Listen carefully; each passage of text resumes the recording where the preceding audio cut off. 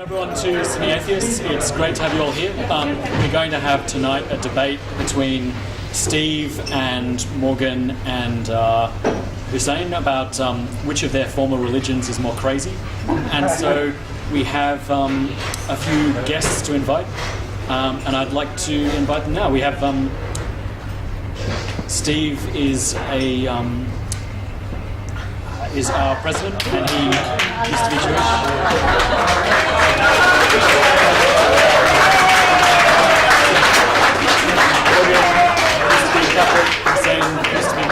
And we also have God with us.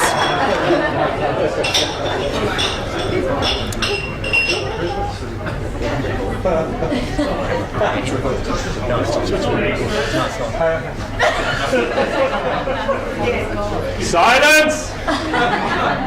Woman, I'm watching you! Be glad that I was in such a playful mood when I carved you out of Adam's rib. I don't like women. We know that. I like virgins, but not the used ones. Not for long. So be quiet. Although I don't need an introduction, let me introduce myself. I am the Lord, the Almighty, the King of Kings. I am the creator of the heavens and the earth. I am the one who brought you my son, the prophets, burning bushes and angels.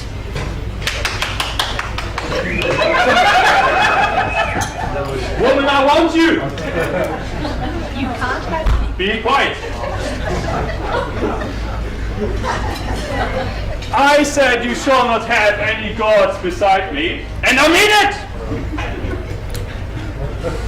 Tonight, some ignorant sinners, an unknowing dwarfs, a Muslim, a Christian, and a Jew will dare to challenge and ridicule me, the Almighty! They will try to utilize an ungodly thing called reason. Don't let yourself be carried away by these representatives of the devil! I order you not to listen to them. Now, Christian, why do you think you can betray me? That's ridiculous! Now carry out your offensive insults. You have 15 minutes. I'm listening. Take to question your evidence, please, first.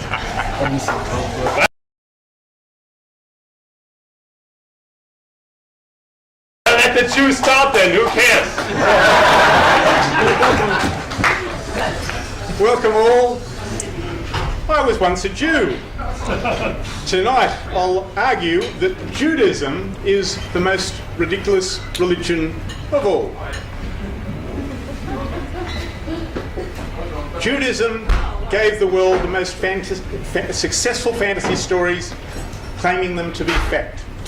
The ridiculousness of Judaism revolves mainly around the scriptures and commands that its supposed instigator, Moses, put forward as the word of God.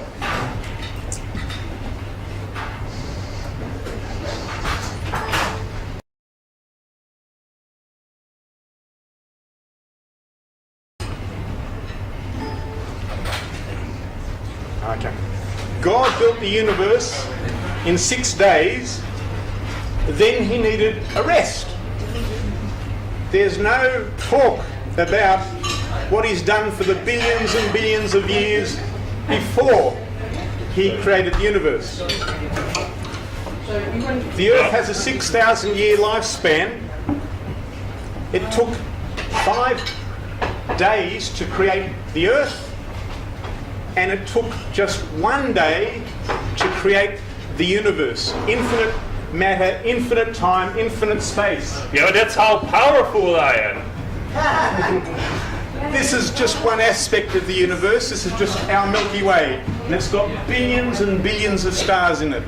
And somewhere in amongst that is a little speck that is the Earth. And Judaism and Moses would have you believe that it took 5 days to create this little speck and just 1 day to create that multiplied by billions. Judaism claimed the first and only clone that could change sex, and that was Eve. And it claimed that the original mated with its clone. That's quite a claim. But is it any wonder that humanity might be in trouble? I mean, how could you have any more successful inbreeding than having somebody mate with their clone?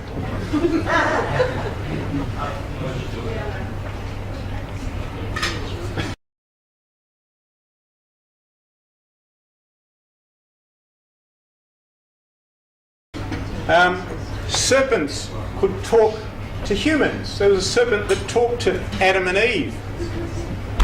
In the latest story in the Old Testament, there's a fellow called Balaam, and Balaam is spoken to by his donkey.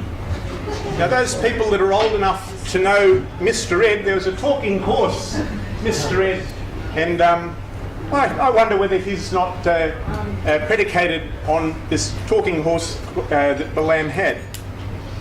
Now, God would desire to deny humans knowledge of good and bad. So these Adam and Eve weren't supposed to eat from the tree of knowledge of good and bad.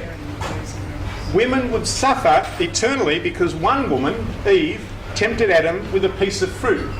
How fair is that? That all you women have to bear children, have menstruation, because this person supposedly offered a tree of fruit. These are ridiculous stories. But it's interesting, isn't it, that, you know, female dogs and female cats and female elephants and all that, they weren't tempted. You know, why do they suffer? Why is it only female humans that suffer? Now, God could live in infinite time and space without food. But then God needed sacrifices of meat and fruit, usually for forgiveness. And I don't get them anymore. I'm angry. Burnt offerings to God for atonement was interesting, as God never got to make use of any of the fruit. The clergy usually got to eat it. Burnt offerings, of course, were meat. Fruit wasn't burnt, not because God didn't want burnt fruit, but because the clergy didn't want burnt fruit. Now, had this whole story transpired in, say, Northern Europe, then they might have had cooked chestnuts. They didn't have chestnuts in the Middle East. Now, God protected the murderous Cain, who killed his own brother Abel, yet demanded that people shouldn't kill. It's interesting that God would protect a murderer and condemn murderers of today. There were ramifications for doing anything to this murderous fellow called Cain, and that was that people would be threatened with death to many generations. Now, some other interesting stories that Judaism has delightfully given you, particularly Moses, is that early humans lived for 900 years.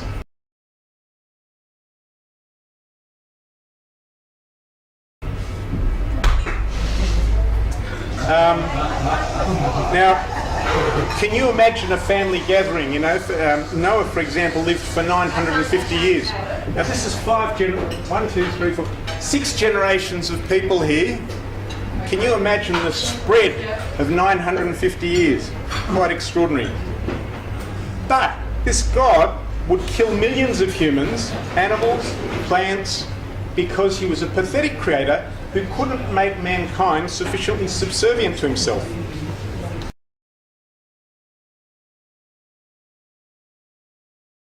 Apparently, he should be loved, even though he committed mass genocide.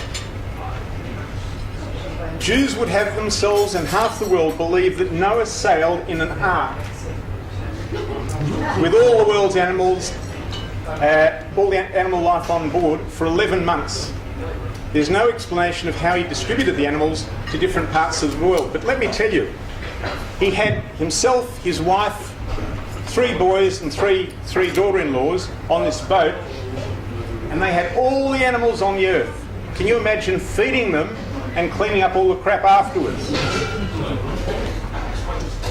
God told Noah, oh, I've given it all away.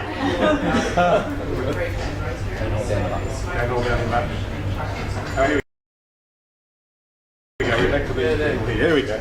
Put it down. God told Noah that every moving thing was meat for man. Somehow he changed his mind and brought in kosher requirements. So he couldn't have everything that was meat for man. God had a covenant with Abraham and his offspring, then with Moses. The Jews were God's chosen people. And what did he do with his chosen people? He left them in bondage in Egypt, slaves for 430 years. He left them in Babylonian captivity. He had them annihilated in the Roman onslaughts. Yeah, but I just tested them. There were various pogroms and Adolf Hitler. Maybe it might have been better if the Jews weren't God's chosen people. Through Abraham, Isaac and Jacob, the people on earth would be blessed. Some of the blessings include cancer, smallpox, tuberculosis, black plague, polio, cholera, yada yada yada, floods, suffering. Blessed indeed. One of the most revered men in Judaism, and for that matter in Christianity and Islam, was a gentleman by the name of Abraham. Abraham was a liar, an enslaver. He had a sex slave.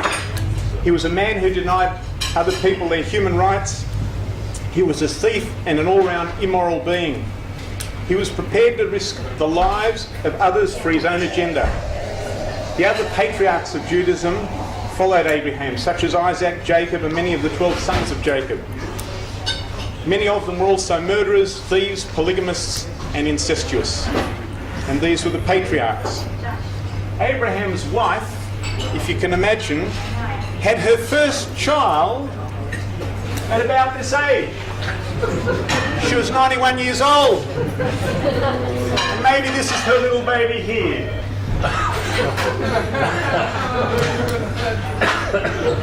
God was a fun character, despite, you know, the grandstanding here from this God. God was a fun character. He asked Abraham to kill and cook his son just to prove that Abraham believed in God. That's fair and reasonable. There was also a test. Don't worry about the consequences for the poor child who's about to be carved up and cooked. This despite Abraham being amongst a small handful of people that claimed to have met God. God came to earth and met Abraham, and look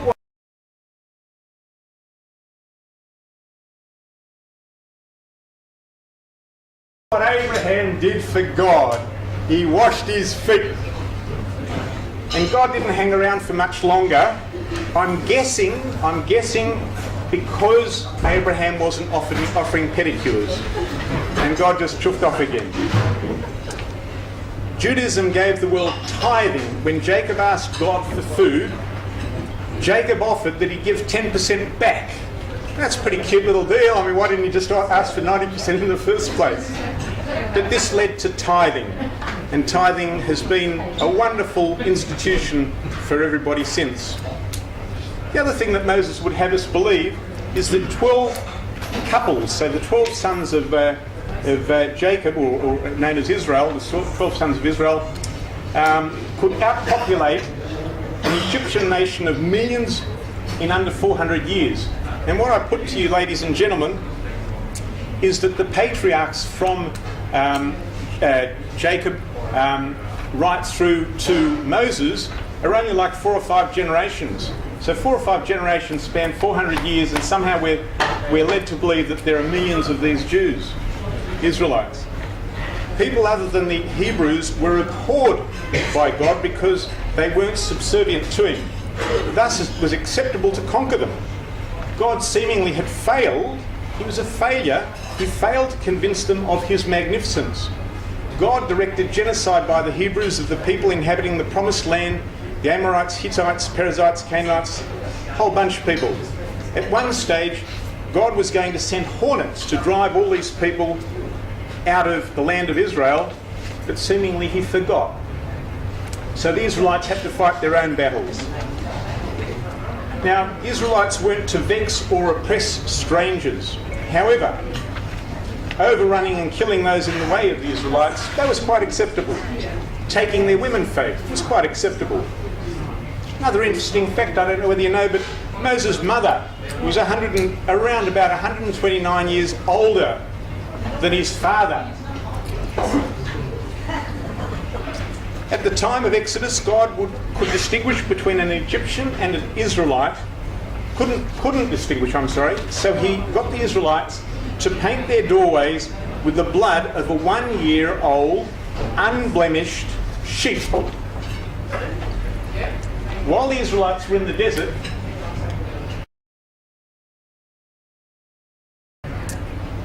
God generously gave shade to the Israelites, and he gave every 25,714 people, or thereabouts, 1 tree. And that was supposed to shade them. It was a very generous God. In Exodus 15:03, it stated that the Lord is a man of war, and he certainly has produced himself and proven himself to be a man of war. God defined himself as jealous, a quality that humans were not to have. Thou shalt not covet. God was jealous and would not tolerate anyone worshipping other gods. Now it's interesting that he makes that statement because it makes the implication that there were other gods. The first of the 10 Commandments was one of the most despicable acts imaginable. I am the Lord thy God, just as Thomas said, which have brought thee out of the land of Egypt, out of the house of bondage. That's right. What a wonderful man. He was the bastard that put them there in the first place. I was testing them. God would persecute generations of offspring because of a misdemeanour by a forebear. So, for example, Noah had a son called Ham. Not very kosher name, but that was his name. And Ham saw Noah naked. Now, Ham's son would be cursed, Ham's son would be cursed because Ham saw Noah naked. Makes total sense to me. The children, right through to the great-grandchildren of people who had been iniquitous, who transgressed God's edicts or sinned, would be punished. We're talking 4 generations. So I do something wrong, and my great-great-grandchildren have to suffer because I did something wrong. A bastard, if you're a poor bastard, you couldn't enter the congregation of the Israelites for 10 generations. Moses told the Israelites, the Israelites didn't lose faith in God despite being in bondage for 400 years. Now that's real faith. I mean, you're suffering as a slave for 430 years, and you don't lose faith with this God. And then Moses would lead people to believe that he disappears up this Mount Sinai for 40 days, comes back down, and they've all lost faith in him. What a baloney story. When Moses was up on Mount Sinai, he didn't have bread or water for 40 days and nights. Now, of course, there were no witnesses to this claim, and we all know this feat is impossible. But, a lot of us are salesmen, and we know the deal. And the deal is that there's nothing in the fine print that doesn't say that he had pina coladas and croissants. Moses was a murderous thug. Because the golden calf was built, Moses' clergy slew 3,000 men. Now this is the clergy slaughtering 3,000 of their own people, creating thousands of widows and fatherless children. The command not to kill didn't seem to apply to the clergy. At one stage, the Israelites murmured against Moses and Aaron, so God instituted a plague. Moses asked Aaron to make an atonement for the people, but before he could do that, 14,700 Israelites died. At one stage, 250 princes challenged Moses and said, "Hey, why can't we be involved in this deal?" And these 250 princes were swallowed up by the earth, and fire consumed them. At one stage, Israelite men got involved with Moabite women. Moses decapitated them and put their heads in the sun so that God wouldn't be angry with the Israelites. You have 2 more minutes for your offences, Jew. One of the clergy's sons appeared, an Israelite man and his Midianitish woman. One man speared an Israelite man and a Midianitish woman through their bellies because they mixed. Moses' henchmen killed 24,000 Israelite men who had been seduced. This is Moses' anger. By Midianitish women.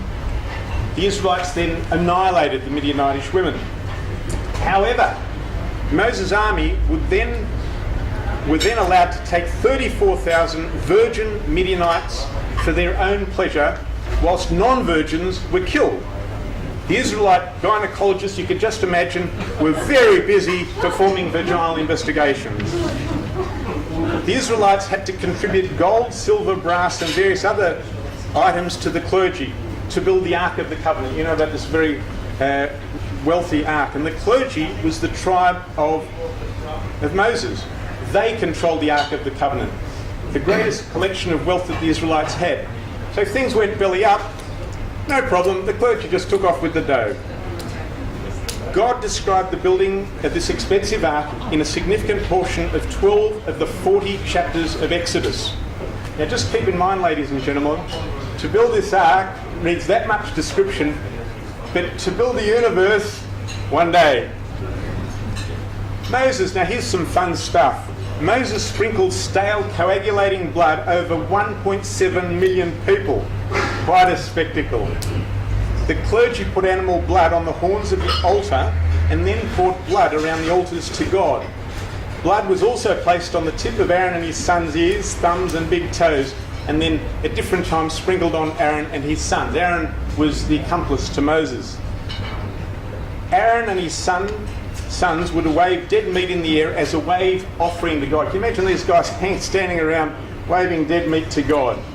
The meat was then burnt and was an offering to God. This process made them holy. Bloody holy in my view. Your time is up.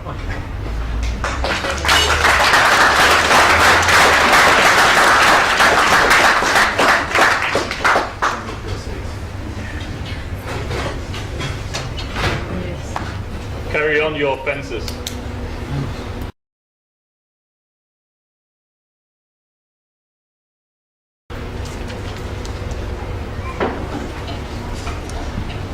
In nomine Patri et Filii et Spiritus Sancti. Let us pray. Amen. Thank you. Sorry, force of habit in front of this many people. I better put my slides on. Hang on a sec. No, it won't be in Latin, sorry. It'll be in the Vulgar. So Christianity is, of course, more ridiculous than all other religions. Sure, we know religions are pretty crazy, all of us are here, of course. If it isn't a volcano-burying, nuclear bomb detonating aliens, it's being slain, or giants being slain and turned into land, or children being born from a frothy part of the genitalia that's been cast into the sea. Whereas Christianity, well, it's a benevolent zombie that's been brought to earth for all of us. Yeah, that's going to really happen. Anyway, my opponents will surely say that their ex-religion is the most ridiculous, but I'm sorry, they can't compete. Judaism came before Christianity, and all of Judaism's craziness with the Old Testament has been inherited and enhanced by Christianity. We made it better. Muslims, Islam, they're the new kid on the block. They try and take it a little bit too far, I think. They're just maybe just trying too hard, possibly. Plus, how can you compete with the idea of a trinity?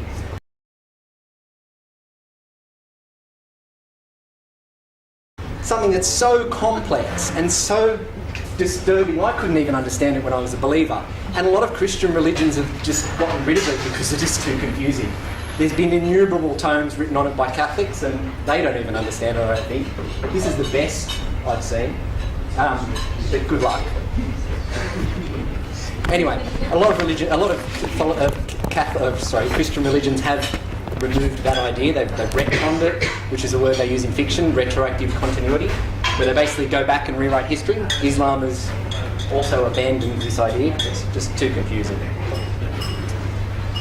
I actually had a desire when I was younger to be a priest. So what I'm wearing right now is something I actually wanted to do, hence the cross and stuff. I went to Edinburgh Rice College, and the priest that was there, who I applied to go into seminary, advised me that I should get some life experience before I did, and that's probably why I'm here, so we should all thank him. But I gave up Christianity just simply due to the logical inconsistencies of an omnipotent, omnipresent, omniscient, omnibenevolent deity that somehow still allows evil to exist. This made me realise that Christianity was ridiculous. That and that all the faiths, well, all the Christian faiths at least, completely contradict each other. They actually, some of them actually say that they are wrong. We are the one true Catholic Church, is what a lot of Catholics will say very succinctly during the prayer. So that's why I simply don't believe it. Christians can't even agree with each other. As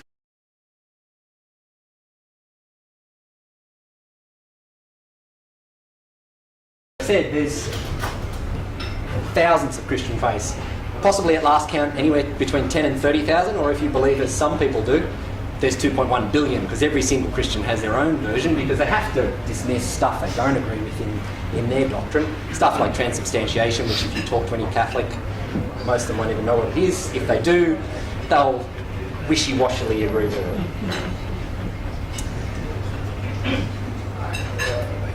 Sorry, this is where I was.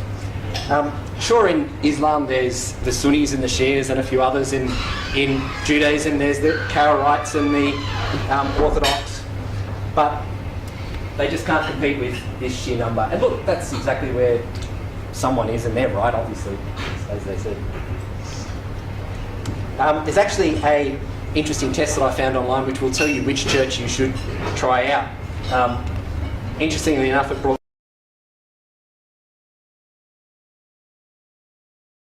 me up as a unity church, not a Unitarian Universalist, which are a little bit atheist. Unity churches don't believe in the Trinity, like I mentioned before, and they're a little bit more liberal, but they do believe in God and they do believe in spiritual healing, which is a bit weird. Anyway, some of the denominations try and follow the laws of the Old Testament. Some don't. Some disagree on minor differences, such as which days of the week to worship and who's the boss and which superpowers he has. Some, like the Mormons, who will consider themselves Christian, a lot of other Christians won't. Christians kind of consider them like the unwanted stepchild, I guess. With other Christians announcing their crazy beliefs. But really, is it any crazier to believe that after Jesus was born of a virgin and died on a cross and came back to life magically, he then ascended eventually into heaven, flew to America and spread the good word to the lost tribe of Israel? It's not that much of a stretch from the other bit, really. And besides, it's really just biblical fan fiction.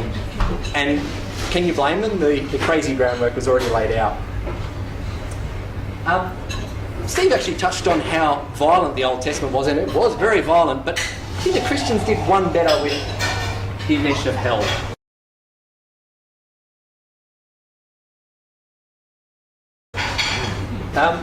Some Christians don't believe in hell. Others, that we're living there right now, and only through faith. No good works. No combination. No, sorry, it's written and you can't do anything about it. See, they don't agree. But only through those things can you get out of hell and go to heaven. They can't even agree on the rules of the game, so how are we meant to play? And don't forget, Jesus was sent to save us from hell. The hell that he introduced, because it wasn't in the Old Testament, it was only Sheol. And Sheol really doesn't compare, it's just a waiting room. It's not the 9 layers of hell that you see there. Sure, the Muslim hell is supposedly worse, but again, they're trying too hard. Decide which one is more ridiculous. The one that came up with the idea of hell, or the one that expanded on the theme and made it a little bit more violent? There is even some evidence that the Christian hell introduced other religions. The Nordic religion didn't have an idea of hell until the Christians came in and they had heck.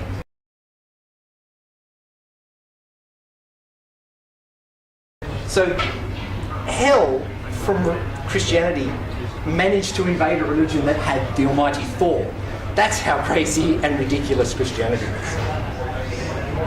Anyway, back to hell with us. The Christian idea of hell didn't even fully come from the Bible. It came from two works of known fiction, Dante's Inferno and A Paradise Lost. The verses in the Bible are very vague and only talk of fire and pain, nothing more than the levels or anything along those lines. And it does talk a little bit about a zombie and a worm, but really the zombie's Jesus and worms are underground. Good luck. The levels of hell are for different sinners, and as you can see there, I've quickly jotted them out, but you can find that online anyway. Dante's Inferno is not a very good read, so I wouldn't bother. Even Satan really isn't in charge. He and his angels that rebelled were prisoners too. He was only able to tempt Jesus and the rest of us with a whisper of hell, like some creepy Obi-Wan Kenobi from Star Wars. Makes it interesting, doesn't it, to think that God is their jailer and somehow they're able to get out and communicate with us. Doesn't make him a very good jailer. Even us fallible humans are able to find mobile phones and steal them off prisoners. We don't let them communicate with the outside world. The claim that hell is out of God's sight has been bandied around a lot, especially by Catholics. But if it's out of his sight, then he's not omniscient, and he's not omnipotent because he can't see in there. I am almighty. Unless he decides to put that place out of his sight and out of his power, which is actually, most of us would probably agree, is condoning the act of torture for all eternity for simply stealing a loaf of bread. Other religions have basically designated hell as God's dungeon. He's still in charge, and he can let people out if he wants, but he leaves them there for all eternity. Joseph Fritz will leave your heart out. Some Christian traditions have removed the idea of hell. One Catholic priest recently in the UK said that it was just a fairy tale to scare people and make them toe the line. That's another point of contention though. Once you're sentenced, some denominations say that you can get out, some say that you can't. A lot of Anglicans agree with us atheists, as I said, and believe hell doesn't exist. But there is an interesting argument. Supposedly Satan fell from heaven to hell. God cast him out. If you can fall from heaven to hell and not get out, as Satan hasn't, then given enough time, everyone will fall from heaven to hell. And thus, if heaven is outside of time, heaven is currently unoccupied. Everyone's in. But continuing on anyway. There are some other afterlife destinations that Christians will talk about. There's limbo. Not that one, but close enough. Which is hell adjacent. Split into various sections again, mainly for those who die unbaptised. But not evil enough to be condemned to hell. So unbaptised infants and fetuses that died before birth. Yet the Church of England recently decided to retcon, and removed it from their doctrine, that limbo exists. And they had a lot of tearful pleas from adherents who had come to terms with their child being in limbo. And limbo no longer existed, so their child. It's a rather sad in an odd sort of way. Next we've got... So, Peter, where should we go for your week off? Well, I was thinking we could all go to Purgatory like we did last year. This isn't bad. It's not that good, but yeah, it's not that bad. It's so-so. Yeah, more or less. So Purgatory is heaven adjacent. It's basically the celestial waiting room where you wait around until you're good enough to get let into heaven. And that's the Club Med destination in the sky, which we should next talk about. We had the same issue with heaven as we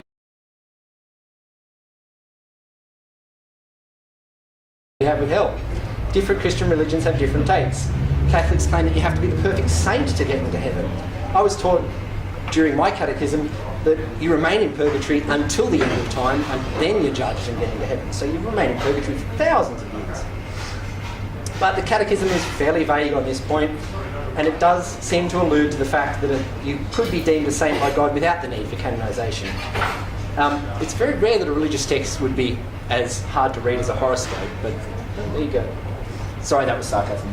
Doesn't portray well. Then there is what you'll be like in heaven, without sin or an urge to sin, maybe even becoming a full-blown psychopath as you look down on your family, friends and children in hell for entertainment, as one philosopher said Tertullian in 155 AD. Then there are the other denominations of Christians that say only a relatively small number of us are actually going to get into heaven. 144,000 has been bandied around. The rest kick around till the end of days and then get brought back to earth in a new body, just like the Jews believe will happen when the Messiah comes back. They stole that too and made it better. By the way, these 144,000, none of them are in this room. They're already dead, according to most of the ones that believe that, so we're not going to heaven, none of us, according to them anyway. I was really disappointed when I found that out. On to some more biblical specifics of heaven. Yeah, it isn't a 24/7 party like you were led to believe. You don't get to meet loved ones realistically, as a lot of Christians are led to believe. According to the Bible, according to the scriptures, it's realistically just a room where you worship God. According to Jesus, actually only says one time about heaven. He talks about his Father having many rooms in their house and them being together with him in paradise. He's just being there to show off more than anything. Paul says that Jesus will be seated at God's right hand, and then in some would say the certifiably insane book of Revelation, which only we have. They say that God will be seated at the centre, and around him will be the 12 judges of Israel, all worshipping him with words. Around him will be the seraphim, protected by their wings, because you can't view them because you'll burst into flames. Your soul will burst into flames, not your body. Around them there's 24 elders seated on thrones, chanting praise to the Lord, saying, "Holy, holy, holy, Lord God Almighty, who was and is to come." There you go. And then in torturous round, everyone else who's gone to heaven, every soul, will sit around this spectacle and chant something completely different. They will chant, "To him who sits on the throne and to the Lamb be praise, honour and glory forever and ever." Sounds like a blast. I wonder how many suicides actually get in heaven. No one. Then, of course, the aforementioned proto-Christian Mormons, who, if they are really good Mormons, will get their own planet to rule over as God. I want to know who gets the hellish Venus or the frigid Pluto. But you only get that if you tithe. They've actually got that in their doctrine, which is really smart. You're looking out for the money for them, so that's good. But you do still get to go to heaven if you follow Moses' law as you two used to. So you would have gone to a lower heaven where you don't get to rule your own planet, but it's still paradise. The rest of us, if we're good, get to go to the lowest heaven. So we're all good. That's fine. You still have the chance to get promoted. Oh, okay. Really? There you go. Post-mortem baptism, I hear that happens here. Catholics even argue at the highest levels on who can get in. Is it due to your good deeds, as the Pope has claimed recently, or an atheist can get there, as he said, or as one of his later cardinals corrected, no, you actually have to believe. So it seems they can't even agree on the rules of heaven either. So we really can't play this game. On to something else quickly before I finish. You have 2 minutes for your offences. Sure, there is some violence done in my opponent's ex-religions, but they both completely pale in comparison to the violence that's been done in the name of Christianity. Catholicism alone has killed 50 million people.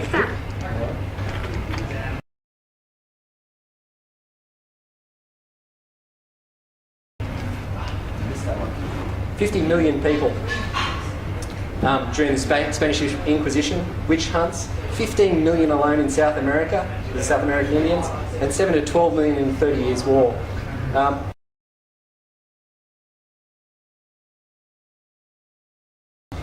Plus there was also harbouring of Nazis, the Nazis themselves, not to mention the Crusades from the 11th to 13th century, 15th century Crusade, getting Nazis out of Germany after World War I. You're welcome. Yeah, God has a German accent. Yeah, I noticed.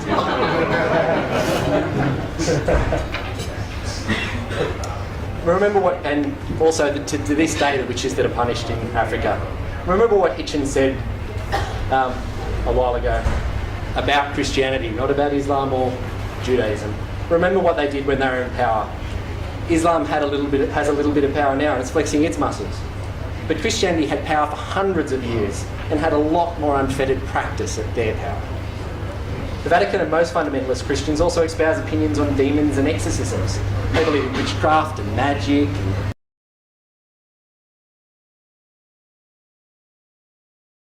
Telling the future, demons including funneling him into pigs, and talking snakes and donkeys, which Steve already touched on, which is excellent. Besides, neither of my colleagues' ex-religions have the divine actually sacrificing himself to appease himself. Think about the utter absurdity of that for a second. Add to that the Catholic doctrine of the wafer and the plonk, got mine over there, which will become the literal body and blood, and you have one absolute LSD-induced, absolutely ridiculous belief system. The mythos around Christianity is certainly extensive. There are angels. There's a seraphim from before. That's a cherubim. They're beautiful, aren't they? They have angels, witches, demons. That's Krampus. Look them up later. It's hilarious. Witches and devils. And then there are things that actually exist, but they have as much effectiveness as those. We've got our monks, brothers, sisters, priests, bishops, cardinals, archbishops, pastors, and lay priests. Not what you think. But Your time is up, Christian. really? Okay. Just to finish off quickly. Islam and Judaism have their crazy leaders, but none that can compare with the magic smoke appointed infallible leader of the Pope.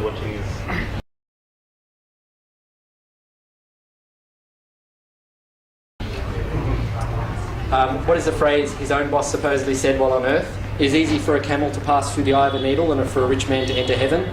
Yet popes get sainted all the time. Thus, under the rules of their religion, are free to... Finish it, Christian. Okay. So peace be with you, my brothers, sisters, trans and intersex. But fuck the Pope.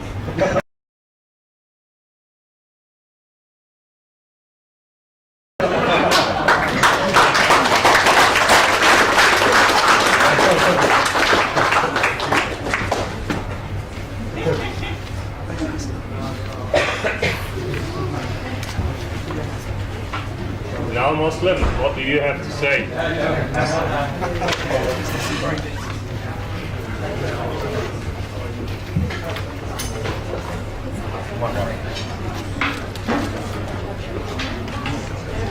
I'll leave that one up because I don't have any slides, so I'm just gonna talk. I don't think I need any slides, to be honest. And the reason is the fantastic thing of being a Muslim, or an ex-Muslim rather, is that I almost accept everything they have said. So they have done all my work. So I accept Abraham was a thug and Moses was a liar. And the only thing Islam does is it basically fulfills the Arab dream. So in the history of Abrahamic religion, what Arabs felt, in my opinion, is that they're missing from the whole history of the Abrahamic religion and the evolution of their belief system. So the way they try to tackle it is the easiest way, which is we accept everything Abraham said, we accept almost everything Moses said, and we also accept everything almost Jesus said. What you're going to do is you're going to improve it, and we're going to make it even more ridiculous. And the best way to do it, where do we start? I mean, it's so ridiculous, I often struggle, where do we start? But let's start right at the beginning in that cave where Archangel Gabriel appeared to Muhammad, who was meditating or fasting. And Archangel Gabriel said to Muhammad, read, to a person who cannot read, who replied back 3 times, so, I don't know how to read. And then 4th time he said, what do you want me to read? And Gabriel says, read in the name of your Lord, who created you from a clot of blood. Now, the story itself is obviously unfalsifiable. You cannot tell whether it actually happened or not, but you have to accept it because that's where it started. And then from there, if you follow the story, they claim Quran is the most perfect word of God. Now, I've noticed that Jews don't really claim that. And Christians, I noticed they have many different versions of their truth, many different Bibles.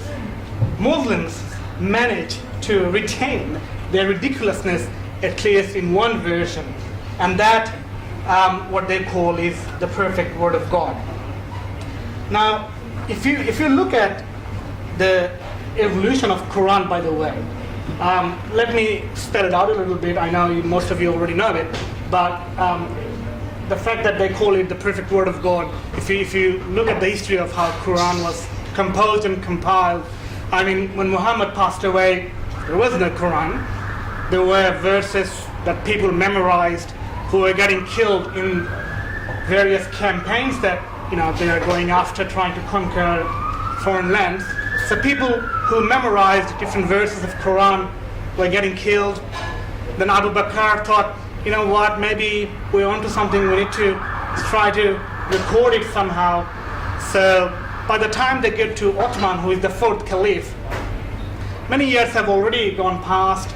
There are many different versions of Quran which Ottoman ordered to be burned, and he canonized what we now call the current version of Quran. The funny thing is, though, Quran in 7th century, which they call at that time, obviously it was written in Arabic or composed in Arabic, but Arabic at today's form didn't really get the full form of vowel and consonants until about 9th century. So the perfect word of God has many different interpretations among Muslims themselves. It's still the same text, but it got different interpretation based on how it's pronounced, which vowel and consonant are used. So the perfect word of God, you often hear it, and it's unalterable, unchallenged, unchanged, and it was revealed to a person who couldn't read or write. To me, that's the most ridiculous of all claims, but that's just a start. Now, where do I go? Next, let's talk about Islamic voodoo. Now, not everything Muslims believe are available in Quran, though. I mean, it's not really a big book. There are many secondary texts like hadith or oral tradition and so forth, where you find most of the funny stuff, entertaining stuff. For example, do you know that almost every Muslim believes in an entity they call jinns or demons? Perhaps the difference between demons and jinns are that there are good jinns and there are bad jinns. It spells Jinns. And if you get sick, I got a slide here of various books that you can get. If you get sick, there are all sorts of jinn healing that you can do to yourself, because most Muslims believe that if you get sick, it's because of the bad spirit, the evil jinn who possessed you. So if you got a headache, for example, it's because some jinn has possessed you. Now, many educated Muslims do not really believe in their day-to-day lives that jinns exist and they influence their everyday sickness and things like that. However, if you dig them, if you start talking to them, most of them, they do say that they believe in these unseen realm jinns who walk around amongst us, but we can't see them. And that's very common among even educated Muslims. And that to me is very ridiculous. And they have hooves. Sir? Hooves. Yes, hooves as well, yes.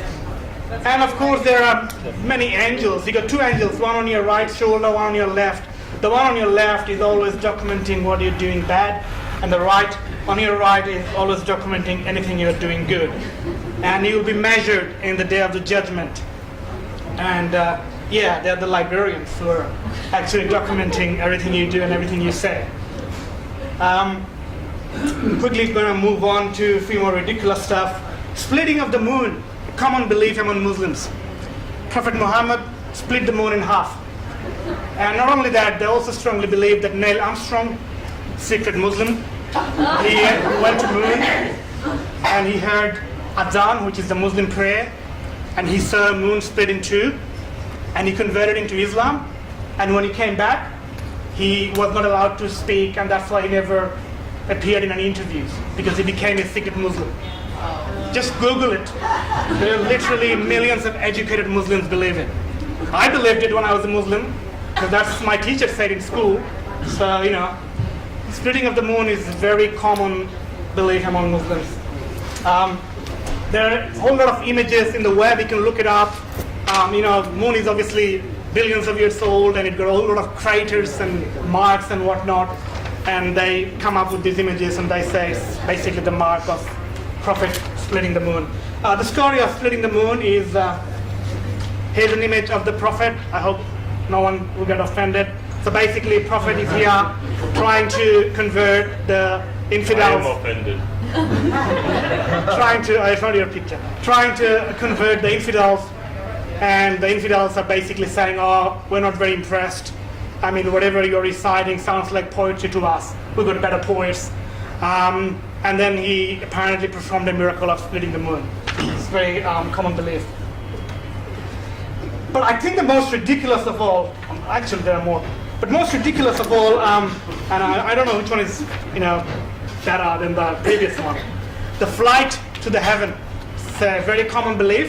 It's called mirage, not mirage as in illusion, but mirage, M-I-R-A-J. Basically it means that when Muhammad, one night he was visited by Gabriel, and he was offered a trip to heaven, seventh heaven, where Allah presumably lives or stays or whatever, and a beautiful creature, looks almost like a flying horse, face like a female, human being, and then the rest of the body looks like a donkey or horse. They call this creature Barak, who came to take the prophet to the seventh heaven. And when prophet went to the heaven, sorry I don't have the slides, but basically these are all Persian paintings of the prophet. You can look them up.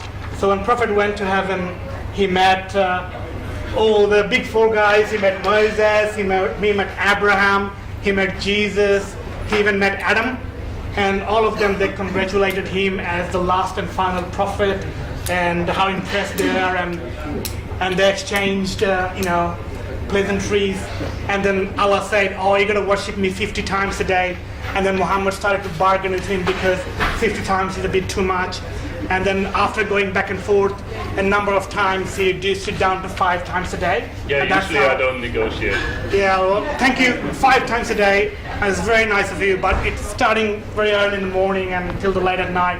You're gonna pray 5 times a day, and if you miss one prayer, then when you go to the grave, there's gonna be a whole lot of elaborate torture.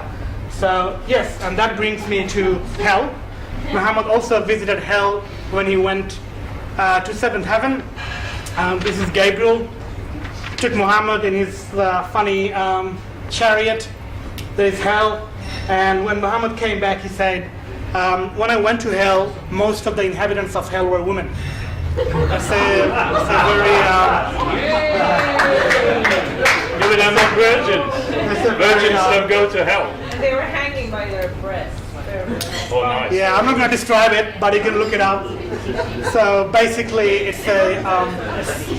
it's something Muslims do repeat a lot of times, that most of the inhabitants of hell are women, and that's basically, we'll get into that in a minute, but Islam's treatment of women is quite horrendous. Let's change topic. Let's look at Kaaba, the black cube that Muslims circle once a year. The story of that is quite fascinating. It's basically a squarish structure. There's nothing in it. Used to be all sorts of pagan deities who obviously were eliminated when Islam conquered the pagan and polytheistic Arab. And just like we always embraced our predecessors, we embraced Jewish tradition. We circumcised, we care about halal and all sorts of things, and we also respect Jesus as an important prophet. And you all believe in me. And we also, of course, believe in the great white man on the sky. We also accepted, we thought, there's no need to reinvent the wheel. There's a square box that everyone comes once a year, they circle around it, and it's good business. So all we need to do is just throw the idols out and, just change the logo under new management. It's just easy. Now, in Kaaba though, if you look at the eastern corner, there's a curious structure. It looks like this. Don't tell me it looks familiar, but it looks like this. They call it the black stone. Now, it reminds me of something, but basically this is a structure Muslims go and kiss, and that's a tradition from the pagan days. They call it the black stone. Apparently it's a stone that came from heaven, which is true because it's a meteorite. And apparently this is the stone which Adam used to build the structure of Kaaba. Do you remember it? From here it looks like a vagina. There's a reason they kiss it. Now, what happens is that this actually is from Islam's pagan origin. So it is a vulva. It's basically a pagan symbol of fertility, femininity, whatever you want to call it. They retained it because they believed that Abraham or Adam used it to build Kaaba, which I find utterly ridiculous. Whereas Muhammad, there's a dispute about who's going to transfer the stone from one end of the Kaaba to the other end during a reconstruction back in Muhammad's days. Here's Muhammad trying to resolve their dispute. You can look up people going to that structure and kissing during their yearly pilgrimage. Yeah, it's interesting. That brings me to sexuality in Islam. Now that in itself needs the whole night of discussion. So I'm going to just go through them like bullet points. Some of these examples are from Hadith, which are the oral tradition and the written tradition of the doings and sayings of the Prophet Muhammad. So this is what Muhammad's saying to one of his disciples. So they're returning from jihad. So jihad's over, they're returning back home, and the guy on his camel, he's just rushing to get home. And Muhammad asked, why are you rushing to get home? And he's like, oh, I got a new wed wife. And he said, you must give your wife enough time. Wife must shave pubic hair if husband returns home at night after a long journey. Sahih Bukhari, volume 7, book 62, number 173. Look it up. The Muslims believe this is one of the most authentic. I could have picked any random, sexually obsessed, stories, but I thought I'm just going to pick a stupid one because it's ridiculous. I'm just going to... You have 2 minutes, Muslim. One night stand, muta marriage. If anyone is familiar with the Shiites marriage, God, you are so generous. So what God did to Shiites, if you are attracted to someone and you just want to have a one night stand, it's allowed actually in Shia marriage. It's called muta, so you can marry for one night and you can divorce the next morning. But it's only allowed for the man. The woman is a sinner. Yeah. Muhammad also believed and also supported that you can have sex with your captives whom you have captured in jihad. Slaves are okay to have sex with as well. Masturbation is bad, by the way. And if you masturbate, you're gonna end up, in the day of judgment, your hand gonna explode like a pregnant woman's belly. It says in Hadith. I don't think that's gonna stop anyone really. Homosexuality is bad. It's not scary enough. Bestiality obviously need to be there because you need to have instructions for goat herders and camel herders and people like that, otherwise they're going to do all sorts of stuff. So it says very simple, kill the offender as well as the poor animal. Now there's been a bit of a dispute between whether or not you can eat the meat of the animal. One school of thought says the meat of the animal is halal.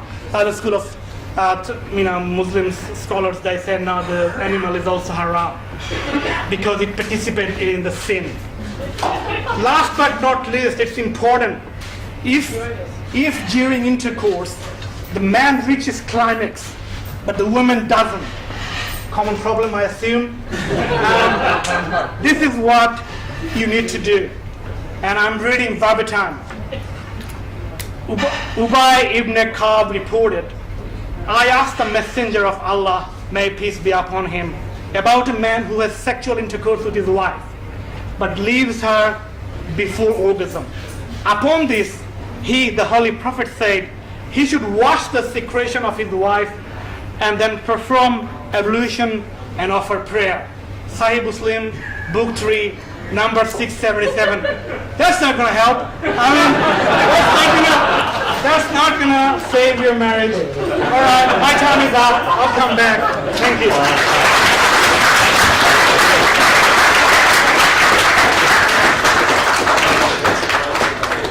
Now is the time to ask each of our sinners if you have any questions, starting with our Jewish sinner.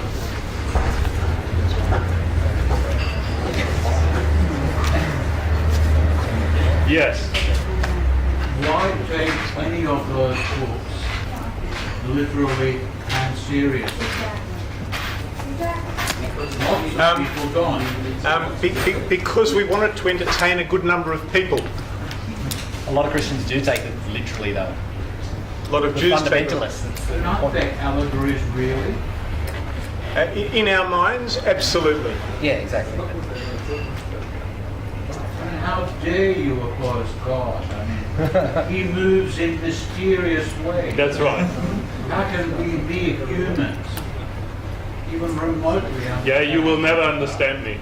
It's the accent. Yeah, that's right. Stick out!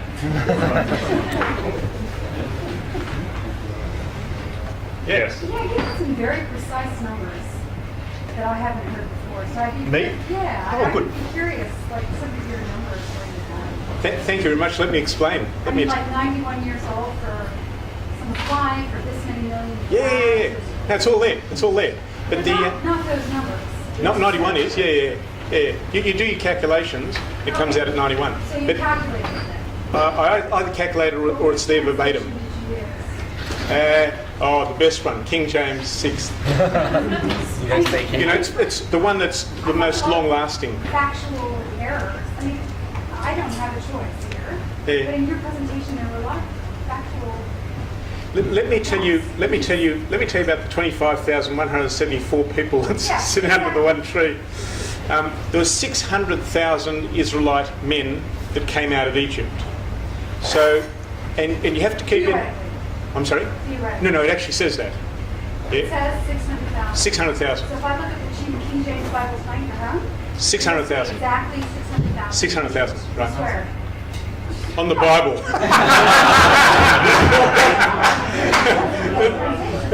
It's got 600,000. So okay. Now, you've got to keep in mind that the Egyptians were slaying the firstborn male children, and they were doing that for some time before Moses came around and some time after Moses was around. So you've got to assume that there aren't a whole lot of guys around, yeah? Plenty of women, but not a lot of guys. So my calculations were along the lines of the average life expectancy of a person of that age, and I generously said that was about 50. May not have been that. Then you extrapolate how many children there would have been, how many women there would have been without men, and I came up with a figure of 1.7 million. Now, you know, were there 1.7 million Jews around, Israelites around there at the time? I don't know. That's the figure I've come up with. What does God say to that? It's all lies. It's all lies.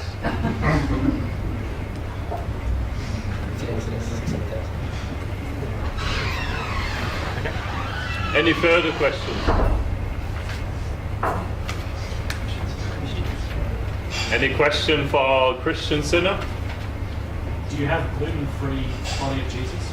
It doesn't have yeast, because the Catholics don't have yeast. It depends which denomination you go for.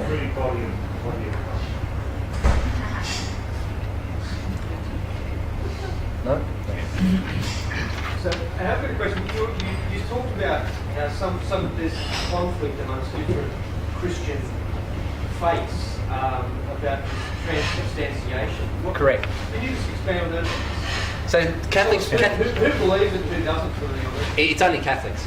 Oh, is that To be right? a Catholic, you have to accept that the body and blood of Christ literally during the ceremony become the literal body and blood of Christ, as Rodney Dangerfield said after the first time he had it. It's kind of like organised cannibalism. Yes. But where does that sort of come out from the Bible? How do the other guys sort of Catholics say don't follow the Bible, they follow the catechism. Completely different. So where does it come from? Catechism. The Catechism of the Catholic Church, which is written by the popes. True, it comes from the word.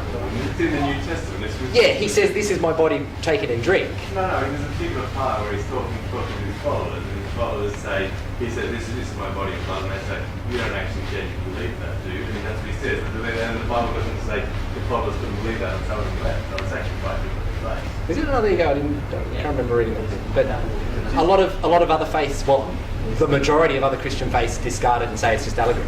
Even your fundamentalist Christians don't believe that it's literally the body and blood of Christ. Well, the Orthodox do. Sorry? The Orthodox do. Yeah, the Catholics do. No, the Orthodox. The Greek Orthodox and Russian Orthodox. Yeah, but they're Catholic-esque. Different boss. Different superpowers. So you mentioned the eye of the needle, correct? The what, sorry? Eye of the needle? Yes, a rich man could No, not. that's actually a real place. Oh, yeah, I do remember reading this. You're taking allegory, and it's actually that's one of those things that's theoretically metaphorical, but it's not. There's a real place that's called the Eye of the Needle. Yeah, but it's very difficult for camels and donkeys to get through. Yeah, so when they say that, they're saying it's quite difficult for a rich man to get into heaven. Narrow path. And then I showed. But it can be done. Then I showed Pope Benedict sitting on a solid gold throne, didn't I? So it's very difficult for him to get into heaven, I would imagine, unless he's living on $2.50 a day, like 3 billion people in the world are currently. I doubt it.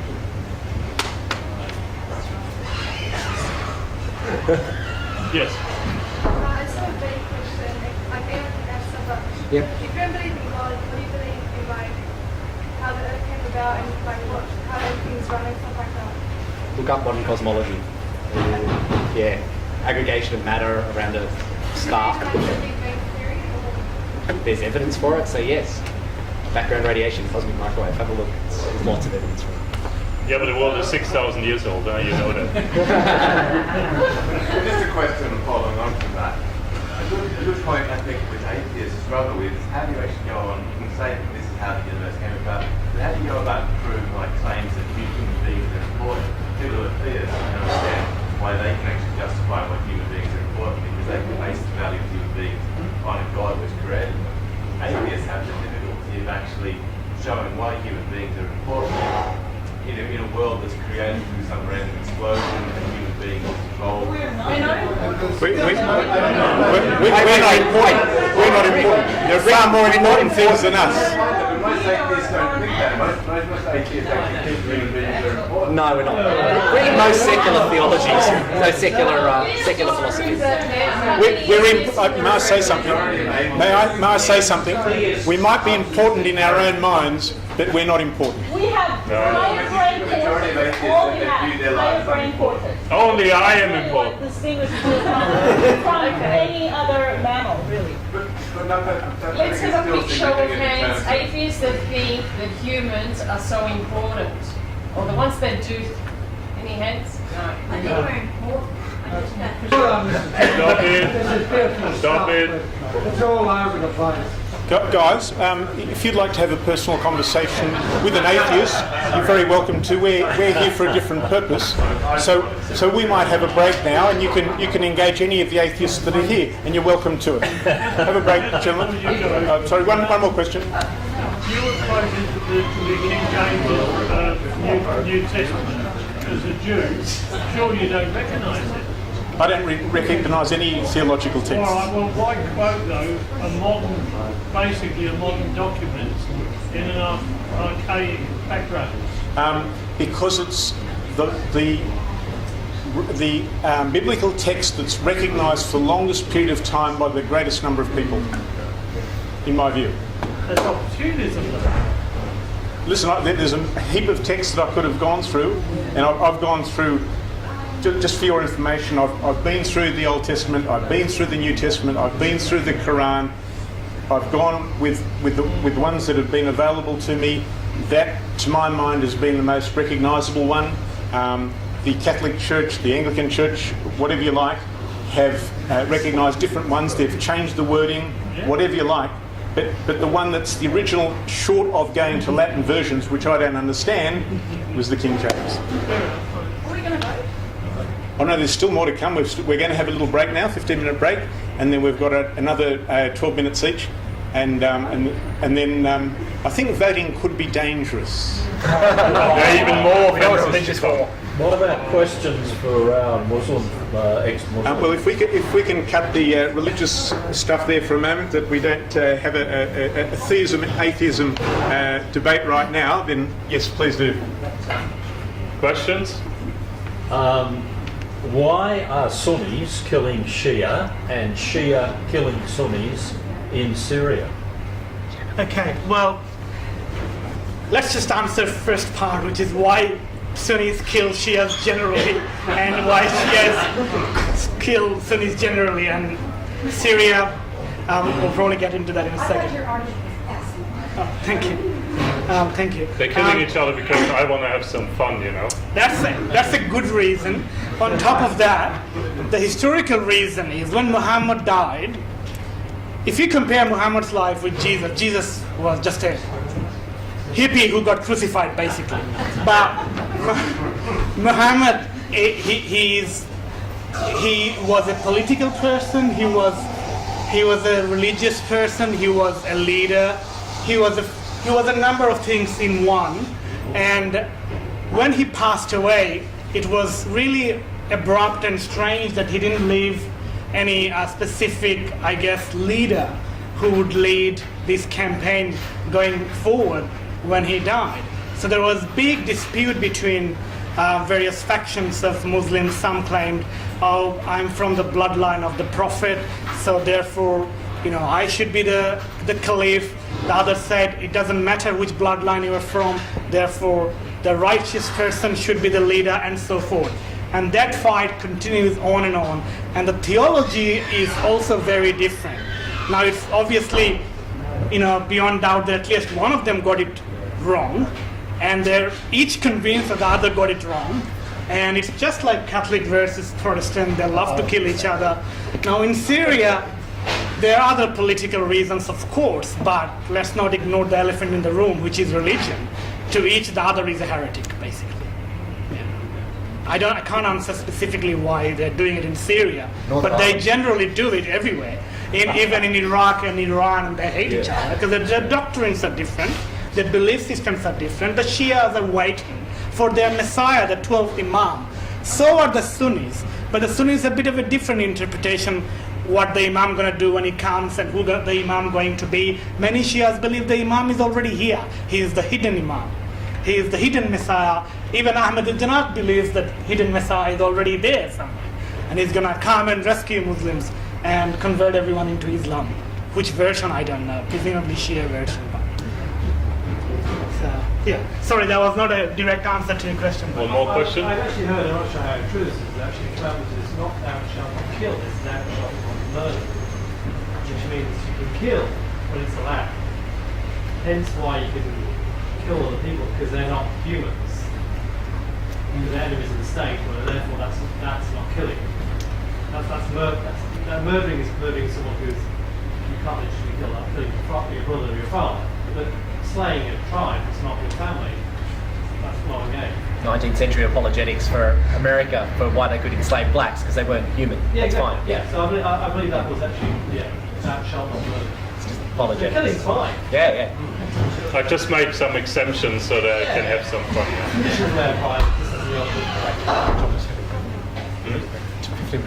Let's have a break.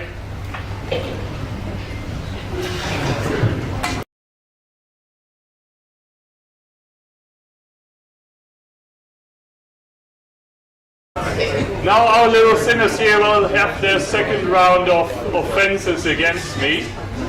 Who would like to start? Jew, continue. Okay, we've only heard the first half of the story. There's a little bit more to come. I'm just going to continue going through point by point as to why Judaism's ridiculous. Moses had the Israelites believe that God would forgive people either through various sacrifices or with a Day of Atonement. This was because God was not actually doing anything if they transgressed Moses' laws or dictates. Thus, Moses would have them think that God was forgiving, rather than them realise that because he didn't exist, he wasn't going to do anything about their transgressions. Now, this God is particularly sexist, as he's indicated he is. A mother who gave birth to a little boy was unclean for 7 days, unclean, and required 33 days of purifying, in which time she wouldn't be allowed to touch anything holy or go to a sanctuary. And she's not a virgin anymore. When a mother, when a mother had a female child, when a mother had a female child, she was unclean for double that time, 14 days, and she had to go through 66 days of purifying. Either way, her purifying time, when she'd finished her purifying time, she'd have to make a burnt and sin offering of a young lamb, a pigeon, a turtle dove to the priest. The priest would make atonement for the mother, who would thus be cleansed from the issue of her blood, as though giving birth was a terrible thing. If a person was cleared of leprosy, then the law of the leper would apply. The person would need to be cleansed by the clergy, taking 2 cleansed birds, nice clean birds, some cedar wood and some hyssop.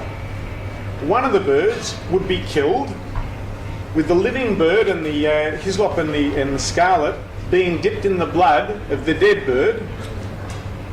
The concoction would then be sprinkled on the leper 7 times, and the live bird would be released.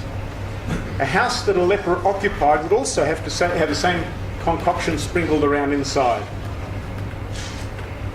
A witch was to be killed, and I'll come to that a little bit later. Yet what was this other than witchcraft? The surviving leper, if he made it that far, had to give the clergy a trespass offering, a wave offering, a sin offering, and a burnt offering. The clergy did pretty well out of all this.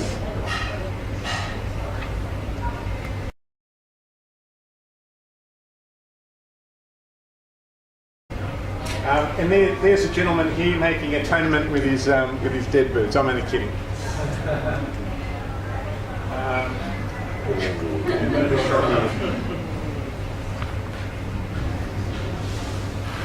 Oh yes.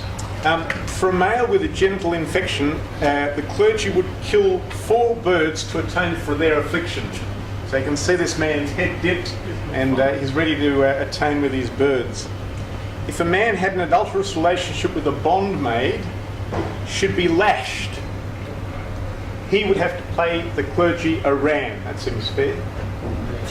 A man who lay with his mother, stepmother, daughter or daughter-in-law, as well as these women, would be killed seemingly regardless of the circumstances. These rules didn't apply to leaders such as Lot and Reuben, the father of one of the Israelite tribes who was involved in this sort of caper. If a man lay with his mother and his mother-in-law, in other words, a ménage à trois, they would all be burned. If any person lay with a beast, and Hossein touched on this earlier, but it's the same in Judaism, so Mohammed was fairly unoriginal here, but if a man lay with a beast, both of them would be killed. There was no defence for the poor raped animal. And here's Daisy.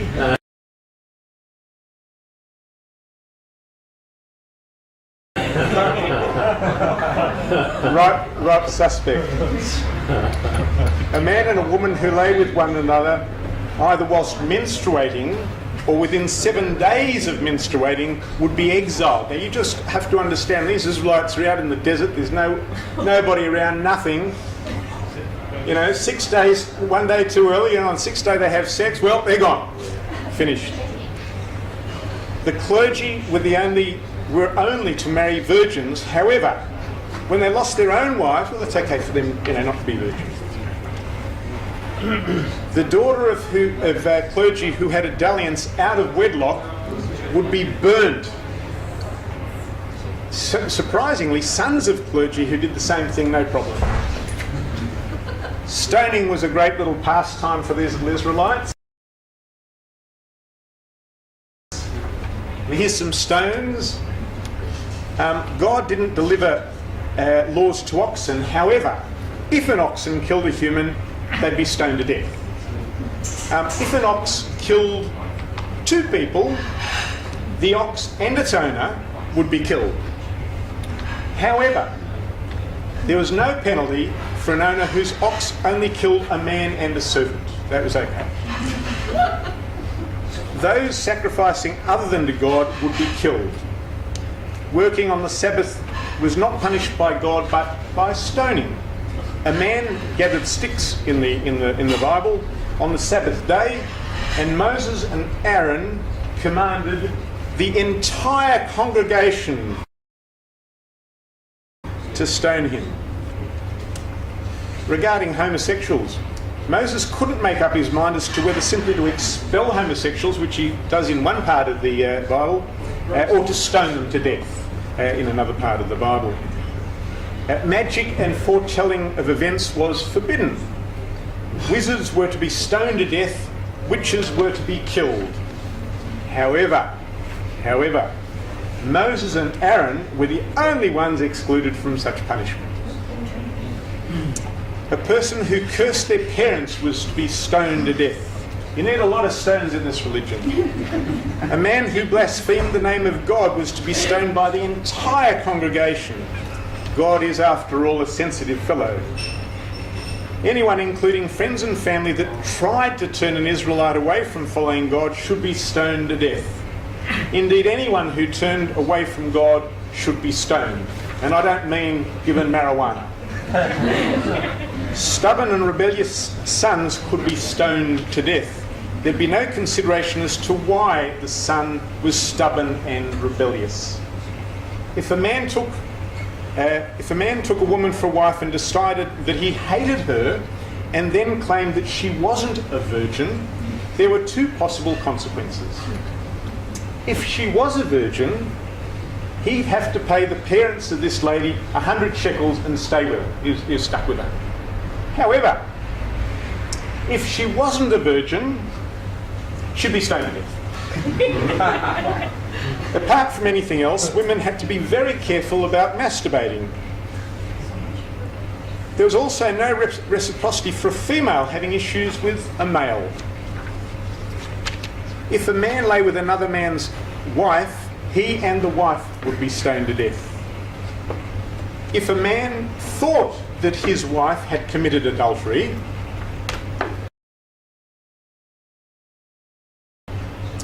he could take her to a priest. The priest would make a concoction of supposedly holy water. Now, we all know what holy means, don't we? It doesn't mean a whole lot. But anyway, he'd take this holy water, he'd sprinkle the filthy dirt from the blood-splattered tabernacle, put it into the jug over here, and the wife would have to drink this. Now, if she was guilty of having committed adultery, then she would be cursed. The water would become bitter, her belly would swell, her thigh would rot, and the woman would be a curse among her people. If she was innocent, however, she'd be clean and able to conceive. Surprisingly, there was no similar course for men.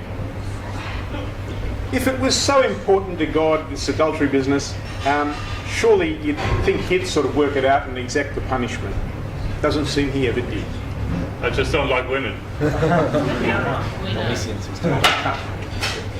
Moses told his people at one stage that in return for subjugating themselves to God, they would receive rain and successful crops. These benefits, however, also came to those who didn't believe the godly gobbledygook. They would also apparently have peace. Well, it doesn't seem they had a lot of peace.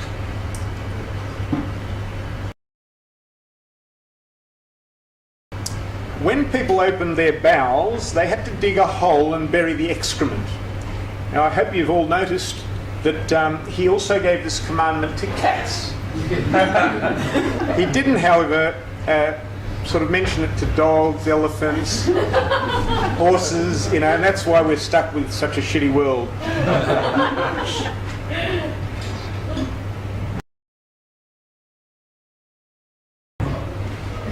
Now, kosher is a wonderful thing, and halal with the Islamic faith too, but kosher is just a wonderful thing. A kosher kitchen requires two of pretty much everything, as meat and milk should not come together, even in a sink. So, if you're a kitchen cabinet maker, you've got to find some really religious Jews, because you're going to buy two of everything. So you've got two ovens, you've got two sinks, you've got two cooktops, two fridges. I mean, the whole business.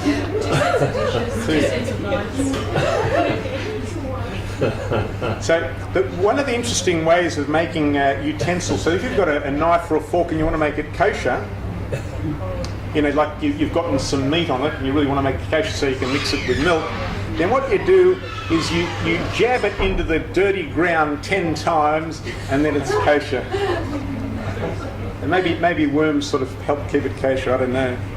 The equipment used for cooking, so forget about actually what you're mixing food in, but the equipment you use for cooking, such as a cooktop or oven, and this just goes to prove that that's the case, have to be made kosher. So even though you're not going to sort of wipe the food off the inside of the oven that's splattered or on the cooktop that's been splattered, you have to make that kosher. You have to be pure and not in contact with the two types of foods. And still do, I should say. Most of the eastern suburbs, you know, particular suburb that I will not mention, are still doing that today. They have two sets of dishes, two sets of everything. The more religious, the more ridiculous. Yep. The Sabbath. Now, here's just some real gems. On the Sabbath, work in the public domain is prohibited. So you're not allowed to work. And you see these Jews walking around. You know, they're not allowed to work. They walk to their synagogues rather than driving, and all this sort of caper. Anyway, so you're not allowed to work, travel, spend money, carry items outside the home, including keys, prayer books, canes, walkers, and children.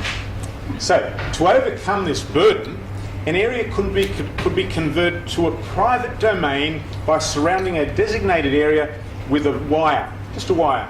Just put it around the place. It's called an eruv. You have 2 minutes. And then it was okay to do these various things. God's name was Yahweh, but Jews weren't to use his name. They weren't apparently to see his face or they'd die, but some people got to see God's behind. God wanted a covenant with the Israelites that they be genitally mutilated.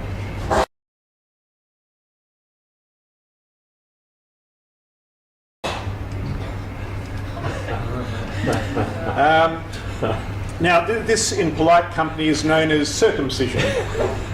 Genital mutilation was to be conducted 8 days after a baby's birth.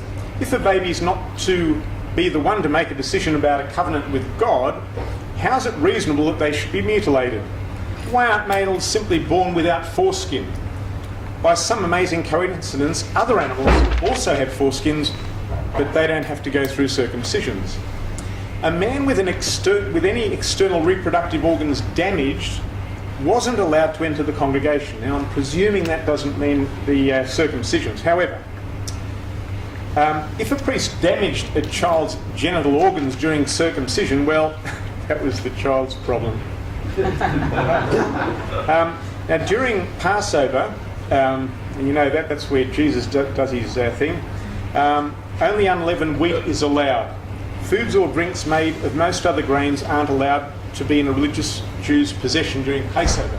So to get around this, what they do is they sell non-Jews their wheat and various breads, and after the Passover they buy it back. Sounds pretty clever to me.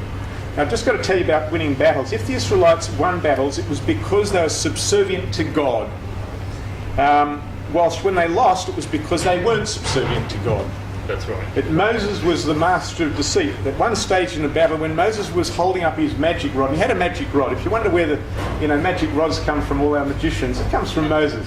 So Moses was holding up his magic rod, and when he had it up, the Israelites won.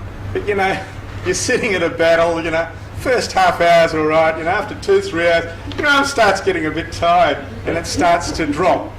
And of course, when it dropped, the Israelites lost in battle. Makes sense?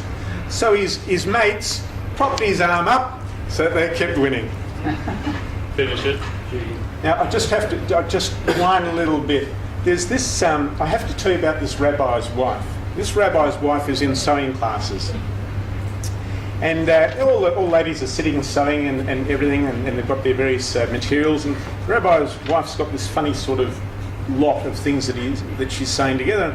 And the ladies say to her, "What are you doing?" And she said, "Oh, I'm making a handbag, and it's one of these ones that you can get larger and get smaller." And they say, "Oh, how do you do that?" And she says, "Well, the rabbi, when he's finished with the foreskins, he gives them to me, and if I rub it, I get a bigger bag."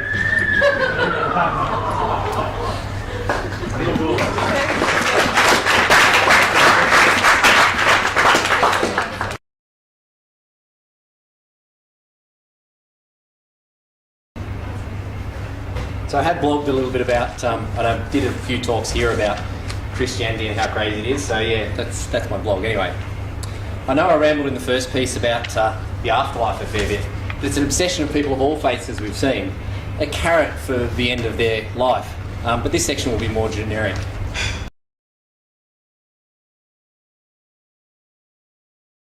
Sure, Judaism came up with Yahweh, aka Jehovah, depending on how you pronounce the tetragrammaton. I don't know if I pronounced that properly anyway. Or even if you're allowed to, he's a little bit like Voldemort.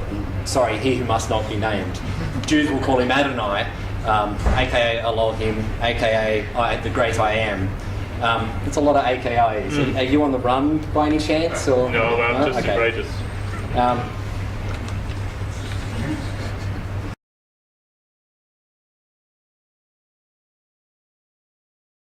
So maybe Judaism introduced this, but Christianity made it popular. Besides, about 50% of Jews are, in most surveys, come out as non-believers. As Daniel Dennett said, some Christians believe in belief, but we run the entire gamut through to fundamentalists that believe the King James Version from 1611 is the true word of God and every other edition is not. Because 1611, yeah. Anyway, Christianity also loves to play the victim. They love to say that they are the ones that are being persecuted. They were persecuted a long time ago, but I don't think they're too persecuted nowadays. They happily push their crazy and ridiculous beliefs on anti-abortion and pro-gun, pro-war. Heck, they've set up pickets out the front of legitimate abortion clinics, set up fake clinics, set up helplines to guide women along to these fake abortion clinics so that they don't get an abortion. Christians are divided into these different denominations that I've already mentioned, but they're divided even further into different sects. Among Catholicism, which is, I guess, my speciality, you've got Franciscans, our current Pope. You've got your Jesuits. Oh, hang on. I've got a slide for that. There we go. There's the old Franciscan. They're changing it because of the someone pointed out it looks like a penis. But anyway, that's the old Franciscan. The old Franciscan cross. There's a little bit about Opus Dei. That's in my talk before. That's their whip. Anyway, they whip themselves. That's a sect of Catholicism and Christianity in general. Galileo was wrong. There's also flat earthers. So I think we've got one up on the creationist Muslims and the Jews. We've got flat earthers, like, seriously. And Galileo was wrong. They think the moon landing was completely faked. So he wasn't a Muslim, he was just a shill. Anyway, I'll try to wander a little bit from Catholicism in this and go to the rest of the Christian environment. Let's start with my favourite, the creationists.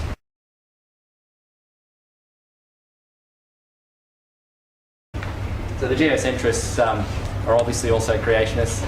Even the famous Ken Ham, who is a creationist, said these guys were taking the Bible a little bit too literally. But that's another argument. Creationists, who we've debated before, you might want to check YouTube, to break down their beliefs, they believe in a worldwide conspiracy by atheist scientists. I notice there's lots of scientists in the room, all your lab coats, of course, to suppress the belief in creation and push the atheist agenda. I guess, as I'm not a scientist, I don't get my paycheck at the end of this, but they not only have to ignore a mountain of evidence and research, they also have to deny evolution of bacteria and wiggle it into microevolution. when it comes to these pathogens. Christian megachurches are another middle child only phenomenon. Ridiculous structures the size of university campuses that regularly see more than 2,000 attendees in a single weekend. This includes one in our own neck of the woods, Hillsong, which gets anywhere up to 24,000 on a single weekend. They even managed recently to fill All Phones Arena in a single night for a single event for free. Well, they paid for it, and they probably got tithing anyway, which seats 21,000. But if we didn't have megachurches, we wouldn't get comments like this on Twitter from a megachurch pastor in the US.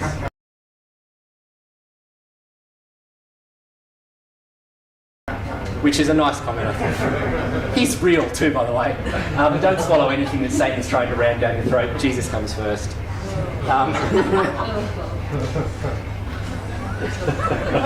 To wrap this section up, a little bit about Jesus.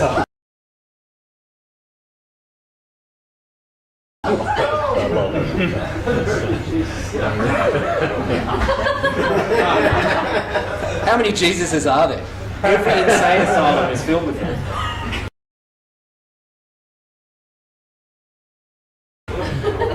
Every small little cult, like the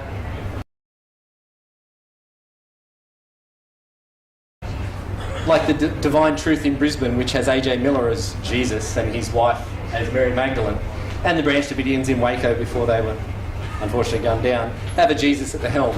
I think we need to sit all these Jesuses down and get them to hash it out and find out which is the real one. And see which one can come back from the dead zombie style, or quickly ferment water into wine for the rest of us. Or pirate some loaves and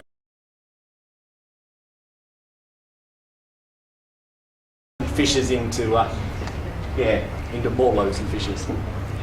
Then there's his supposed reason for coming to this earth.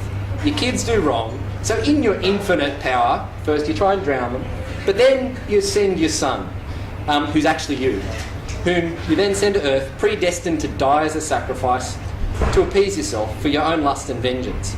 Drugs for the writers of this text on, seriously. Absolutely ridiculous. Really puts the Pegasus ride and the Mountain of Foreskins to shame. As we saw from Raphael's talk a few months ago, and I'm sure you've all read his book by now, the case for Christ is even a rather tenuous one. There's a lot of evidence against the story being accurate.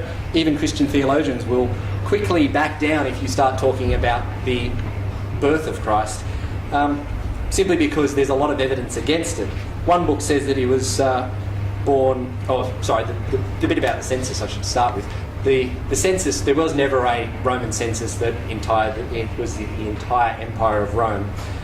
Such an event's not recorded.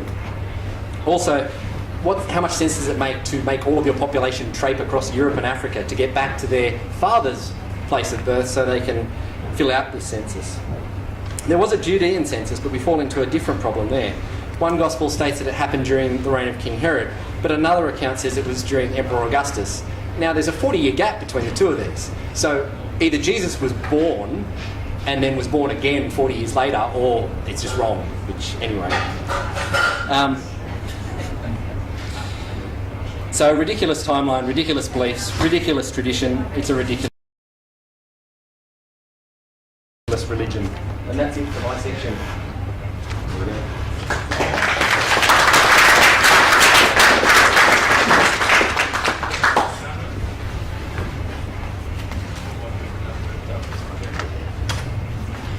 Okay, I'm the last person, so thank you for bearing with us for so long. Now, apart from flying horses and angels in cave and little girls in bin liners, what else I can talk about Islam that's ridiculous? Of course, all of these I mentioned are mind-blowingly ridiculous. And Morgan mentioned Christians like to play the victim cards quite often. But no one plays victim cards better than Muslims. Muslims claim that Islam is the religion of peace, but it is actually the religion of permanent offense. They are almost always offended by the most trivial thing. Remember that cartoon, the turban bomb cartoon? Who would have known about it if they didn't make such a big fuss about it? Now it's everywhere. You can look it up in the internet, it's almost everywhere. and it's always going to be there. And they're always offended by this stuff. You remember probably, well, I was quite young back then, but we all heard about Satanic Verses, Salman Rushdie's. This is my 1988 first edition hardcover. I love it. I love to show it. Because I only got 12 minutes, I want to cover one thing that I haven't covered, which is the story of the Satanic Verses. Many of you may already know, but those of you who don't know, how does this whole story come about? So during the early years when Muhammad was still preaching to the polytheists and pagans in general, and he wasn't getting much response, because to the polytheists, we got a business set up here, yearly pilgrimage, 360 idols inside the Kaaba. Why should we convert to a deity that we can't see, we can't talk to? I mean, it's all working nicely for us. So what Muhammad did offer to the polytheists of Mecca is we colloquially call the Satanic Verses. So apparently, Muhammad uttered something like this, that yes, you can worship my God Allah, and I can worship and accept that Allah basically literally in Arabic means God. Allah has 3 daughters, which is back that time where Arabs own female deity. Al-Lat, Al-Manat, Al-Ujja, there were 3 deities. So Muhammad set up this, or came to this compromise. This is a very strange story, and many Muslims either will give you a very dodgy explanation of what actually happened, or they will completely deny it. But if you look at the earliest biography and the interpretation, particularly by Ibn Taymiyyah and the Sirah Rasulullah, which is the first biography of the Prophet, you will see what actually happened, Muslims claim, is that Satan came to the Prophet pretending to be the Gabriel, Archangel Gabriel, and Prophet was fooled. And Satan uttered those verses, which then Prophet went ahead and told the infidels that, we're compromising, we'll worship each other's deities, all good. But a few days later, a real Gabriel appeared to Muhammad and said, hang on, the guy who you talked to before wasn't me. That was the Satan, the bad guy, hence Satanic Verses. We're going to replace those verses with these. Allah doesn't have any daughters, He is one and only, and you accept Him basically as one and only. And Salman Rushdie used that story and created a novel out of it, the Satanic Verses, which offended Muslims greatly. And really, if you read the novel, yeah, it is. If you are a Muslim, yes, you would be offended. There's nothing wrong being offended. The thing is, if you're offended, keep it to yourself. Don't go out and blow yourself up. Don't kill people. Chill out. Listen to music and things like that. But they kill many people. They killed the translator of the book in Japan. Salman Rushdie went into hiding for 20 years. Yeah, it's a long story. Obviously, the fatwa has been lifted, or they say it's been lifted, but obviously, he still needs to be careful. So Islam is the religion of permanent offense. You have to be very careful what you talk or what you say in public space. The media is afraid of portraying Islam as is. It's afraid of reproducing the article or the cartoon or the movie, that crap movie, I forgot what it was called. But they're always afraid of offending Muslims. And we are always in the back foot, because you can almost always say or talk about the life of Brian, but you can't have a life of Mo, and not yet anyway, but it's really difficult to talk about these stuff. And this is the most ridiculous stuff, I think. When these guys talk about Judaism and Christianity, and that's great. I mean, they had their time as well. Islam is comparatively new. It is true. However, compared to Islam's global aim of domination, Christianity, for example, if we accept Jesus the Savior, and you be a private Christian, you're okay. You probably will will be, saved. You just have to wait for rapture. That's pretty much it, as much as I'm concerned. Jews, yeah, more or less, they live by the codes. They probably don't even believe in heaven or hell as much as Muslims do. With Islam, it's very different. It's very, very enforced, practical religion. You have to go with the code. You accept it as a total system, or you don't. It's a total overarching system. And that's ridiculous, but it's dangerous, and it's dangerously ridiculous. So the word religion is very much like sports. You can have badminton and you can have kickboxing, and they're very different. Or you can have rugby, or you can have cricket, and they're also very different. One has more class than the other. So the problem with Islam is the fact that people are not quite open to accept any criticism of it. And that's one of the challenges we face. And although we had good fun tonight, I think the ridiculousness, the almost illogical, totally illogical worldview of most Muslims and the worldview they want to impose to the rest of us is scary, to say the least. And I want to end with that. Thank you.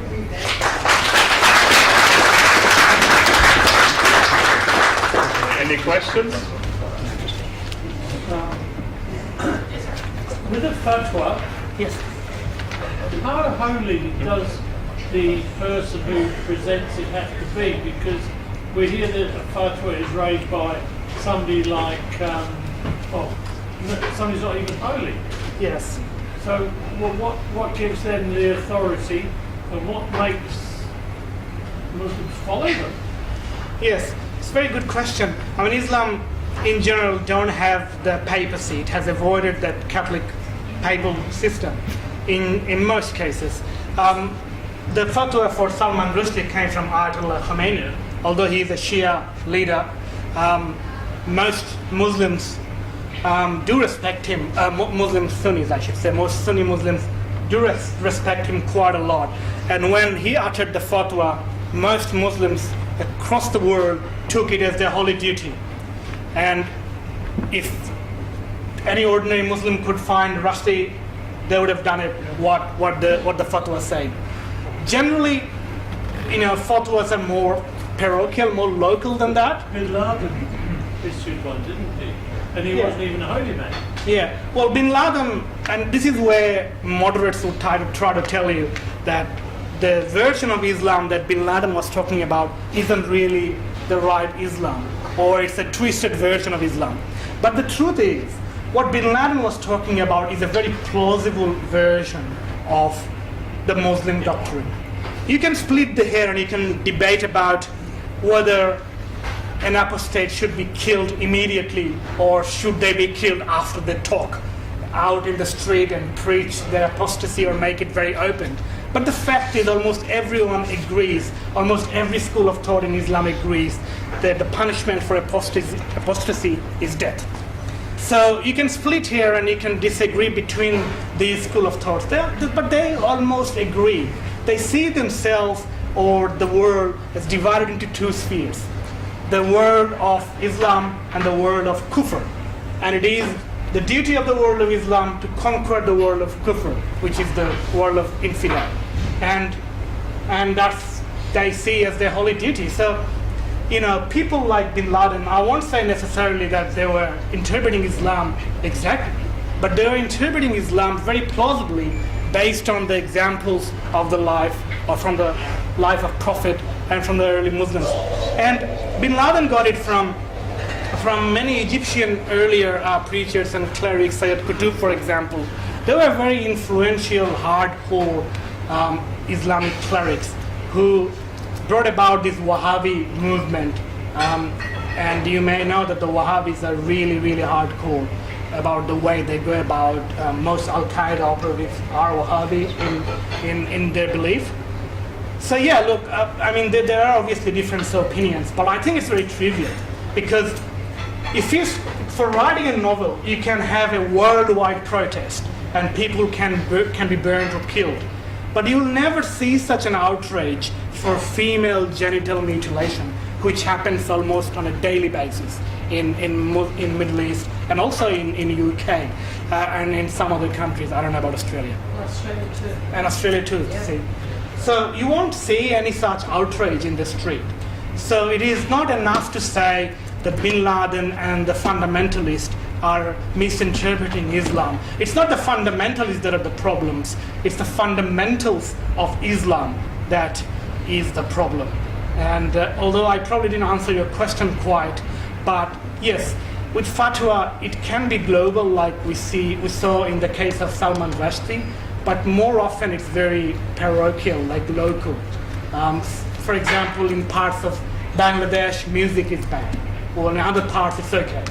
In parts of Afghanistan, well, in Pakistan, for example, 1,000 women get killed every year by their family members, which they call honor killing, for bringing shame into the family. It could be a rape. They could have been victims of rape, and in Islam, obviously, victims of rape gets punished, and man passes the judgment. So obviously, so these things never bring about these outrage that we saw in case of Salman Rushdie. Yeah, it's a good question. I don't know the answer, but yeah, fatwa seems very fragmented. There is no central authority.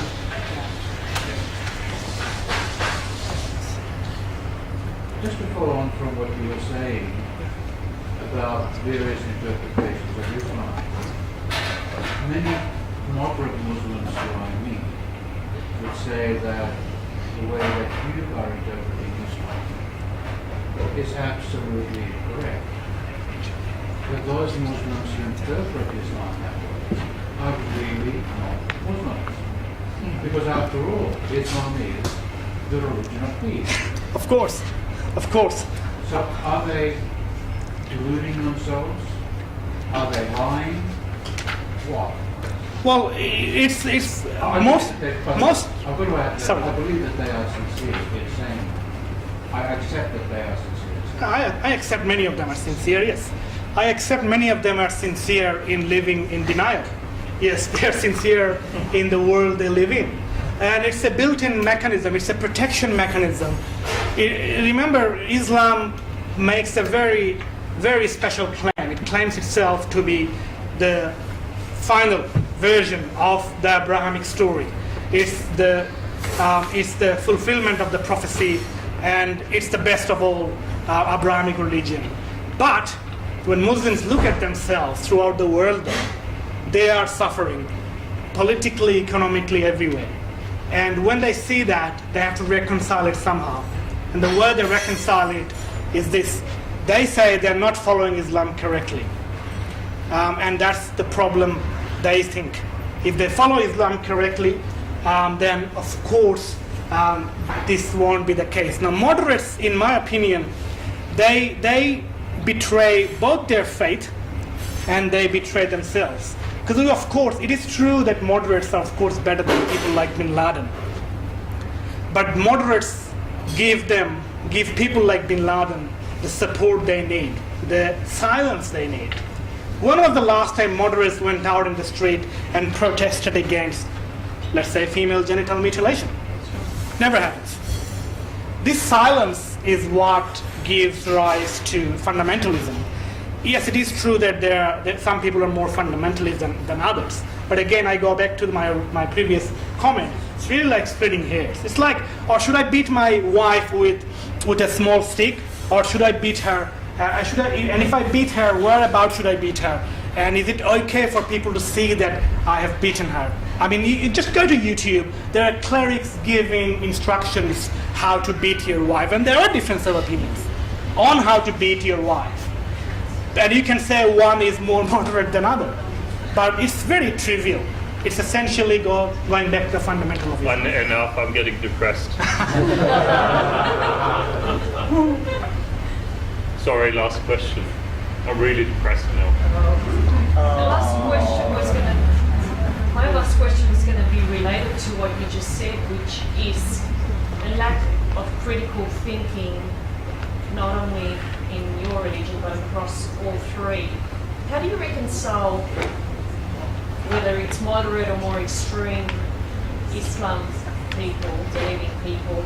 They go to university and they study and they come across as half intelligent when you talk to them, but then they switch over, like as if it's, like something swap in their brain, and all critical thinking goes out the window. I think it's sort of like, it's my religion, it's my faith, and that's it. That's their argument. It's not actually a problem for all three, for all of us, and I think there are plenty of creationist professors. Can I answer that question? Yeah. It's a very interesting difficulty that we have. If you've got a person that's basically a half-wit, you can understand that they don't get it and they will go along with all this rubbish. That's fine. And of course, what we consider that to be is cognitive dissonance. Yeah, okay. They've got a logic, but they compartmentalise part of their logic system and protect this little thing called their religion. Now, the greatest difficulty is when you've got a very intelligent person who has cognitive dissonance, because they have the intelligence to argue their point, even though they've got the cognitive dissonance, but they're better at arguing their position than anybody else. So then you've got a real problem. Like when we had an Islamic debate earlier this year against Hizb ut-Tahrir, which is an extremist Islamic organisation. We argued with these guys, and one of them was a lawyer, and is a very good debater, excellent debater, very intelligent guy. He read through, I've written something, and it critiques like that, if you like, the Judaism, Christianity, and Islam. But he claims to have read it all, and he could find no contradiction, no inconsistency, nothing that he disagreed with. Not one item in the Quran did he disagree with. Yet he went to Sydney High School, which is an elite high school. He's a lawyer, very intelligent, and he shuts part of his brain down, and he will argue very effectively because he's very intelligent.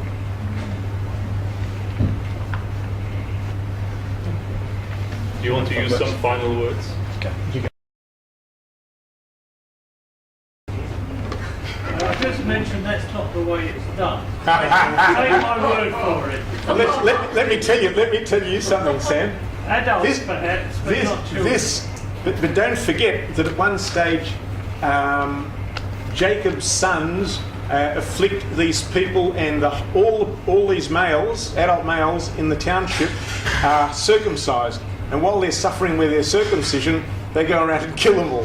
No, that wasn't the point. The point I'm making is that that's adult. A child being circumcised at an early age is just like a small cut. And it just cuts the end. There's no scalpels, etc.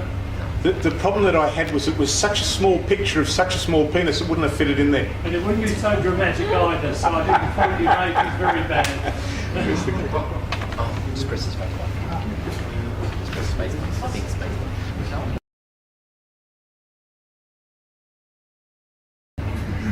Okay.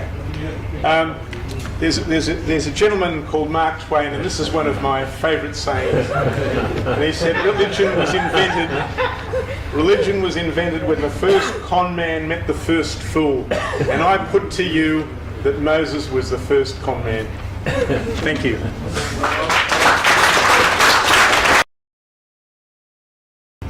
So we've got Americans on our side, so we win. But anyway, if you do a cross like that, yeah, anyway. So I'm going to start my closing bit with a joke. It actually won the internet's funniest religious joke last year, but anyway. I once saw this guy on a bridge about to jump. I said, don't do it. He said, nobody loves me. I said, God loves you. Do you believe in God? He said, yes, I do. I said, are you a Christian or a Jew? He said, I'm a Christian. I said, me too. Protestant or Catholic? He said, Protestant. I said, me too. What franchise? He said, Baptist. I said, me too. Northern Baptist or Southern Baptist? He said, Northern Baptist. I said, me too. Northern Conservative Baptist or Northern Liberal Baptist? He said, Northern Conservative Baptist. I said, me too. Northern Conservative Baptist, Great Lakes or Northern Conservative Baptist Eastern Region? He said, Northern Conservative Baptist Great Lakes Region. I said, me too. Northern Conservative Baptist Great Lakes Region Council of 1879 or Northern Conservative Baptist Great Lakes Council Region of 1912? He said Northern Conservative Baptist Great Lakes Region Council of 1912. I said die heretic and pushed him off.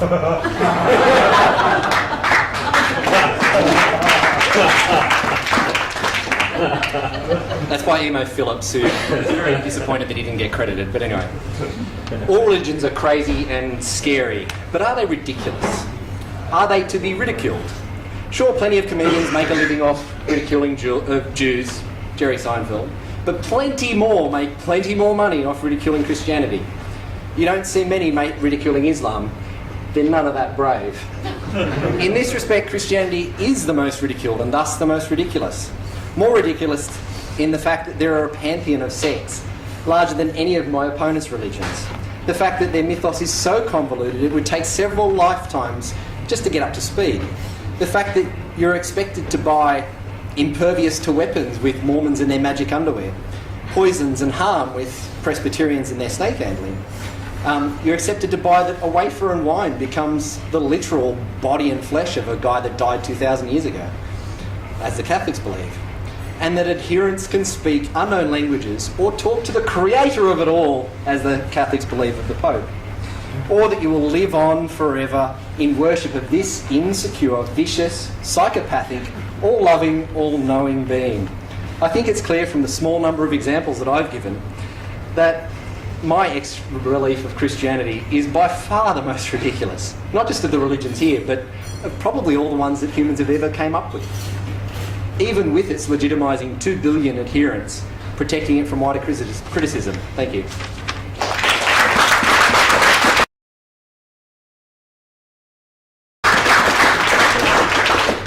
Well, I'm so depressed now that I can't even believe in myself anymore. Come back, Lord, all is forgiven.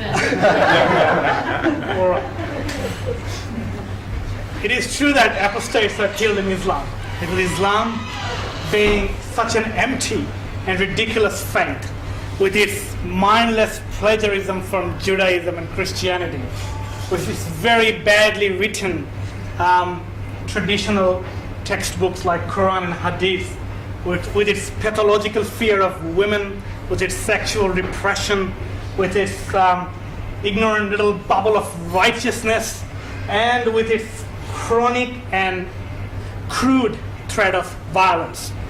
For any time you open your mouth to criticize Islam, or you criticize or speak up for freedom, equality, diversity, difference of opinion, or genuine human right, it makes Islam the most ridiculous and most dangerous of all religions.